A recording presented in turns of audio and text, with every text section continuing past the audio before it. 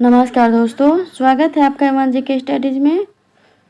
आज की वीडियो में हम डिस्कस करने वाले हैं हिंदी के टॉप 30 क्वेश्चन आंसर जो सभी परीक्षाओं के लिए महत्वपूर्ण है। अगर आप किसी भी परीक्षा की तैयारी कर रहे हैं तो ये वीडियो आपकी सहायता करेगी, इसलिए वीडियो को आप लोग पूरा देखें। इनमें से जितने भी क्वेश्चन के आंसर जानते हैं प्लीज़ कमेंट बॉक्स में ज़रूर दीजिएगा, और चैनल पर नए हैं तो चैनल को भी सब्सक्राइब ज़रूर कर लीजिए। चलिए आगे बढ़ते हैं। आज का आपका पहला सवाल है, इनमें से कौन सा उपसर्ग अरबी या फारसी का है? आपके ऑप्शन से ए उप, बी कु, सी ना, डी पर। जवाब दीजिए। सही जवाब है ऑप्शन सी ना। ना उपसर्ग अरबी फारसी का उपसर्ग है जिसका अर्थ नहीं या बिना होता है, जैसे नासमझ, नापसंद आदि। अगला सवाल, क्रोध किस रस का स्थायी भाव है? क्रोध किस रस का स्थायी भाव है? आपके ऑप्शन से ए अद्भुत, बी रौद्र, सी वीर, डी भयानक। सही जवाब है ऑप्शन बी रौद्र। क्रोध रौद्र रस का स्थायी भाव है। अगला सवाल, दंत्य वत्सर्य महाप्राण घोष व्यंजन कौन सा है? आपके ऑप्शन से ए छ, बी ध, सी थ, डी ठ। जवाब दीजिए। सही जवाब है ऑप्शन बी ध। ध दंत्य वत्सर्य महाप्राण घोष व्यंजन है।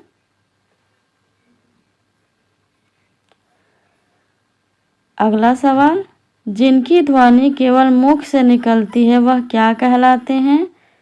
आपके ऑप्शन से ए वृत्ताकार स्वर, बी संवृत स्वर, सी अनुनासिक स्वर, डी निर्नुनासिक स्वर। जवाब दीजिए। सही जवाब है ऑप्शन डी निर्नुनासिक स्वर। निर्नुनासिक स्वर वे स्वर होते हैं जिनके उच्चारण में हवा केवल मुख से निकलती है, नाक का उपयोग नहीं होता है।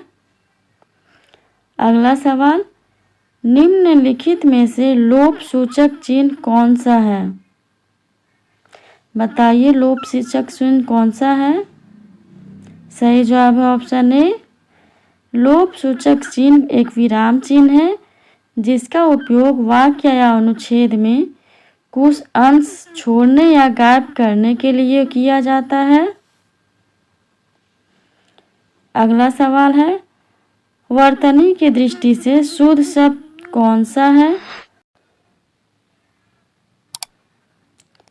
जवाब दीजिए। सही जवाब है ऑप्शन सी अतिथि। अतिथि का शुद्ध शब्द ऑप्शन सी है।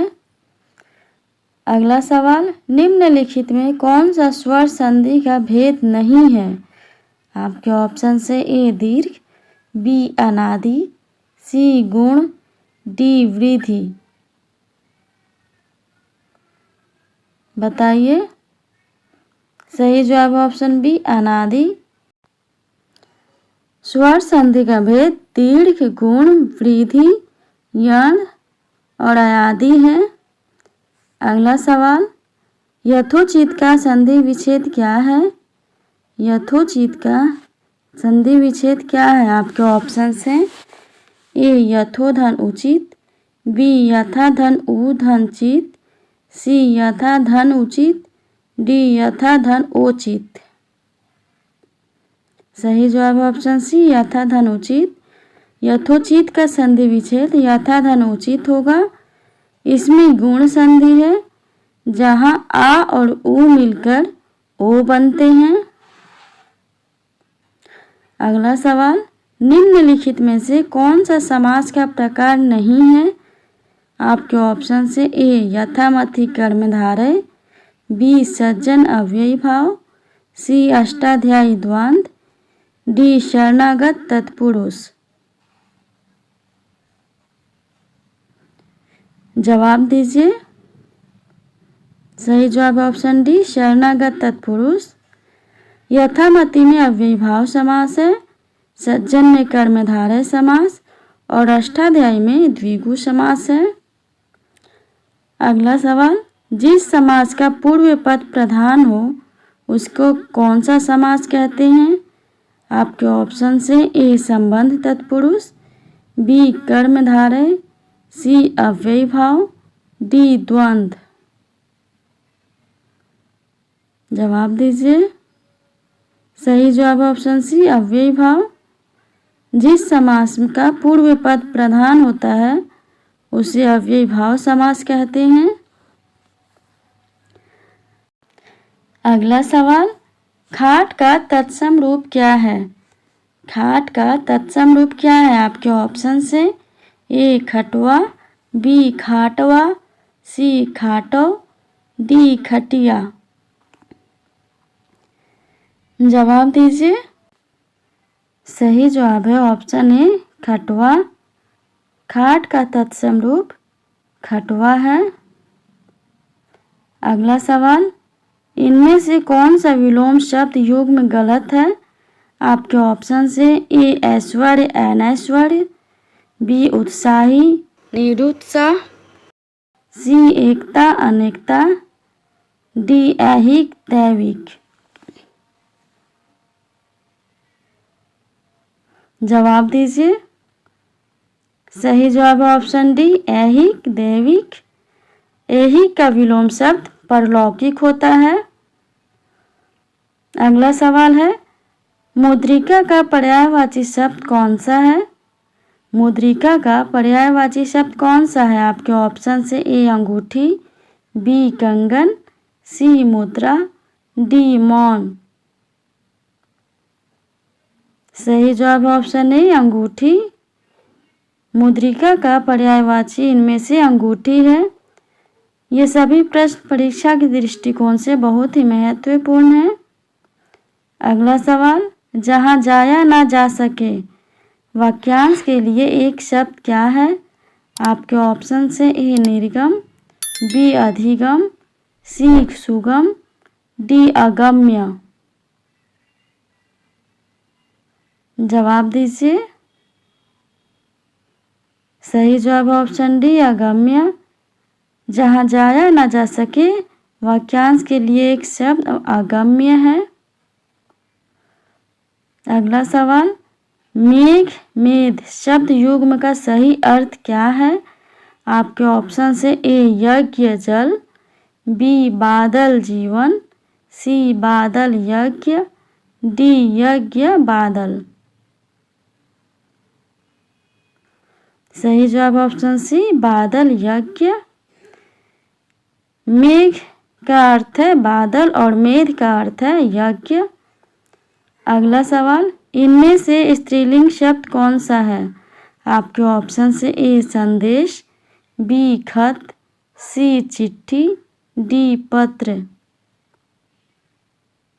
बताइए स्त्रीलिंग शब्द कौन सा है? सही जवाब ऑप्शन सी चिट्ठी। इनमें से स्त्रीलिंग शब्द चिट्ठी है। अगला सवाल, रमा धीरे धीरे जा रही है में धीरे धीरे कौन सा क्रिया विशेषण है? आपके ऑप्शन से ए रीतिवाचक, बी कालवाचक, सी स्थानवाचक, डी परिमाणवाचक। जवाब दीजिए। सही जवाब ऑप्शन ए रीतिवाचक। इस वाक्य में धीरे धीरे शब्द जाना क्रिया के होने के तरीके को बता रहा है, इसलिए यह रीतिवाचक क्रिया विशेषण है। अगला सवाल, छठा विश्व हिंदी सम्मेलन किस वर्ष संपन्न हुआ था? आपके ऑप्शन से ए 1999, बी 2003, सी 1993, डी 1996। सही जवाब ऑप्शन है 1999। छठा विश्व हिंदी सम्मेलन 1999 में लंदन में संपन्न हुआ था। अगला सवाल, प्रतिक्षण शब्द में कौन सा समास है? आपके ऑप्शन से ए बहुव्रीहि, बी अव्ययी भाव, सी कर्मधारय, सी द्विगु। सही जवाब है ऑप्शन बी अव्ययी भाव। प्रतिक्षण शब्द में अव्ययी भाव समास है, इसमें प्रति अव्यय है। अगला सवाल, अमृतलाल नागर को किस कृति के लिए साहित्य अकादमी पुरस्कार प्राप्त हुआ था? आपके ऑप्शन से ए अमृत और विष, बी सुहाग के नूपुर, सी बिखरे तिनके, डी अग्निगर्भा। सही जवाब ऑप्शन है अमृत और विष। अमृतलाल नागर को उनके उपन्यास अमृत और विष के लिए साहित्य अकादमी पुरस्कार मिला था। उन्हें यह पुरस्कार 1967 में मिला था। अगला सवाल है, अंदर आना मना है, यह किस प्रकार का वाक्य है? आपके ऑप्शन से ए संयुक्त वाक्य, बी सरल वाक्य, सी निषेधवाचक वाक्य, डी मिश्र वाक्य। सही जवाब है ऑप्शन सी निषेधवाचक वाक्य। निषेधवाचक वाक्य वे वाक्य होते हैं जिनमें किसी कार्य के न होने या न करने का भाव प्रकट होता है। अगला सवाल, काले तिल चबाना मुहावरे का अर्थ क्या है? आपके ऑप्शन से ए पराधीन होना, बी मूर्ख होना, सी गुस्सा होना, डी दीर्घायु होना। जवाब दीजिए। सही जवाब है ऑप्शन ए पराधीन होना। काले तिल चबाना मुहावरे का अर्थ पराधीन होना है। अगला सवाल, इनमें से भाववाचक संज्ञा का उदाहरण कौन सा है? आपके ऑप्शन से ए तप, बी तीर, सी भरत, डी चिंता। सही जवाब है ऑप्शन डी चिंता। चिंता भाववाचक संज्ञा है। चलिए आगे बढ़ते हैं। अगला सवाल है, हिंदी में कुल कितने सर्वनाम हैं? हिंदी में कुल कितने सर्वनाम हैं? आपके ऑप्शन से ए 9, बी 10, सी 11, डी 12। सही जवाब ऑप्शन सी 11। हिंदी में कुल 11 सर्वनाम हैं। मैं, तू, आप, यह, वह, जो, सो, कोई, कुछ, कौन और क्या। अगला सवाल, वह अपने आप ही चला गया, इस वाक्य में आप कौन सा सर्वनाम है? आपके ऑप्शन से ए पुरुषवाचक, बी निजवाचक, सी निश्चयवाचक, डी अनिश्चयवाचक। जवाब दीजिए। सही जवाब ऑप्शन बी निजवाचक। निजवाचक सर्वनाम वे सर्वनाम होते हैं जो वाक्य में कर्ता के साथ अपनेपन का भाव दर्शाते हैं। यहाँ वह अपने आप ही चला गया वाक्य में आप शब्द वह कर्ता के साथ अपने आप का ही भाव दर्शा रहा है, यानी खुद का। अगला सवाल, उनमें से कौन सा संख्यावाचक विशेषण है? आपके ऑप्शन से ए गरीब, बी कैसा, सी कुछ, डी सफ़ेद। जवाब दीजिए। सही जवाब है ऑप्शन सी कुछ। संख्यावाचक विशेषण वे शब्द होते हैं जो किसी संज्ञा या सर्वनाम की संख्या का बोध कराते हैं, जैसे कुछ, एक, दो, कई, थोड़े आदि। अगला सवाल, चरर मरर खुल गए अरर रौ स्फुटों से में कौन सा अलंकार है? आपके ऑप्शन से ए श्लेष, बी उपमा, सी अनुप्रास, डी रूपक। जवाब दीजिए। सही जवाब ऑप्शन सी अनुप्रास। अनुप्रास अलंकार वह अलंकार होता है जहाँ किसी व्यंजन वर्ण की एक से अधिक बार आवृत्ति होती है। इस पंक्ति में र वर्ण की आवृत्ति बार बार हुई है, जैसे चरर, मरर, अरर और र स्फुटों में र वर्ण की आवृत्ति हुई है। अगला सवाल, श्याम ने किताब पढ़ी में कौन सा कारक है? आपके ऑप्शन से ए करण, बी अधिकरण, सी कर्ता, डी कर्म। जवाब दीजिए। सही जवाब है ऑप्शन सी कर्ता। श्याम ने किताब पढ़ी में कर्ता कारक है। ने कर्ता कारक का चिन्ह है। अगला सवाल है, कौन सी भाषा देवनागरी लिपि में लिखी जाती है? आपके ऑप्शन से ए गुजराती, बी उड़िया, सी मराठी, डी सिंधी। जवाब दीजिए। सही जवाब है ऑप्शन सी मराठी।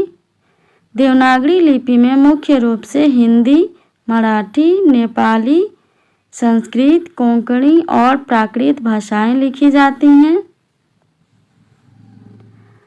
आज के लिए इतना ही। अगर वीडियो अच्छा लगा हो तो वीडियो को लाइक और चैनल पे नए हैं तो प्लीज़ चैनल को सब्सक्राइब भी ज़रूर कर लीजिए। धन्यवाद।